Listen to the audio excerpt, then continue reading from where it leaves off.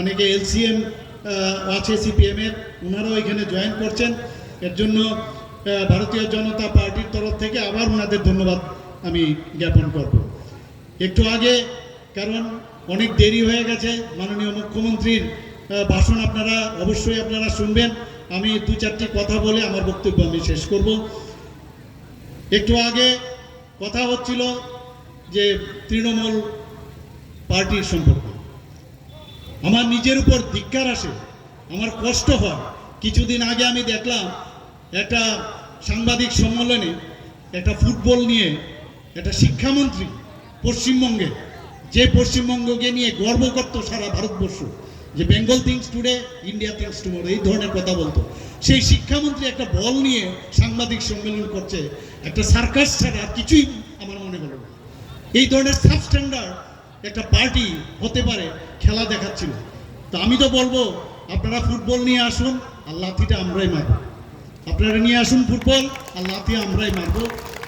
আর আপনাদেরকে মোকাবেলা করার জন্য আমরা রাজনৈতিকভাবে আপনাদের মোকাবেলা করব। আমরা জানি আপনারা এখানে এসে অশান্তি সৃষ্টি করার জন্য আপনারা এসেছেন। আমরা পশ্চিমবঙ্গে আমরা দেখেছি আমাদের ভারতীয় জনতা পার্টির হাজার হাজার আমাদের পার্টির লোকেরা আজকে অন্য প্রদেশে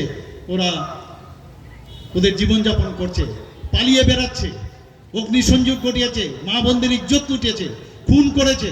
এখানে এসে গণতন্ত্রের কথা বলে আগে নিজের প্রদেশের কথা চিন্তা করুন, তারপর এখানে এসে এই কুম্ভীরাস্ত্র আপনারা করবেন। আমি করব, আপনারা ওদের কাছে এই প্রশ্নটা করবেন। আপনারা দেখেছেন এখানে শিক্ষামন্ত্রী পশ্চিমবঙ্গে প্রাপ্ত বসু এখানে এসছেন, আর ওখানে আজকে শিক্ষকদের আমরা সবাই জানি যে শিক্ষিকারা আত্মহত্যা দিয়েছেন। তো ওখানকার শিক্ষিকারা ওনাদের চিন্তা নেই, আর এখানে এসে 10,323-এর ওরা কুম্ভীরাস্ত্র করছে।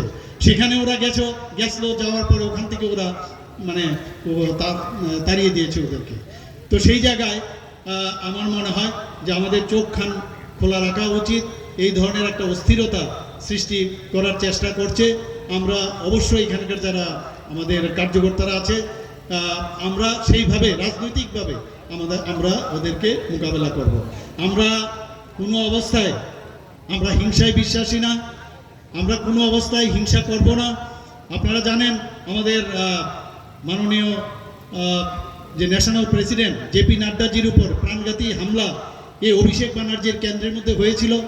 আর এখানে এসে যেহেতু কিছুদিন আগে আপনারা দেখেছেন আমাদের এই কার্যকর্তা সামান্য একটা চটি বাঁশ দিয়ে ওর গাড়ির মধ্যে আঘাত করেছে, এটা নিয়ে ওরা ন্যাশনাল ইস্যু করেছে। মুদ্রা কথা হচ্ছে ওরা এখানে এসছে 6% ভোটের জন্য। একটা বিশেষ একটা যারা লোক আছে তাদেরকে চিহ্নিত করে এখানে ওরা রাজ করতে এসছে। কিন্তু মেইন হচ্ছে এই যে সর্বভারতীয় যে শব্দটা, সেটা লাগানোর জন্যই এরা এসছে। আমরা জানি যে পশ্চিমবঙ্গে আজকে হাইকোর্ট থেকে যে রায় বেরিয়েছে, ওখানকার যে সিবিআই অলরেডি তদন্ত শুরু করেছে, সেটার থেকে দৃষ্টি এড়ানোর জন্য আজকে ত্রিপুরাতে ওরা এসছে। কাজে আমার মনে হয় যে এইসব যারা পার্টি আমাদের ত্রিপুরাতে এসে চেষ্টা করছে নানাভাবে, এদের এই যে আইপ্যাক নামে যে সংস্থা এখানে এসে বিভিন্ন যে আমাদের ত্রিপুরাবাসীদের ফোন করছে, একটা অদ্ভুত এক বাতাবরণ সৃষ্টি করার চেষ্টা করছে। আমি সবাইকে বলবো আপনারা চোখ কান খোলা রাখবেন। আমি আর বেশি কিছু বলবো না। আবার যারা আজকে এখানে যোগদান করেছেন সবাইকে ভারতীয় জনতা পার্টির পক্ষ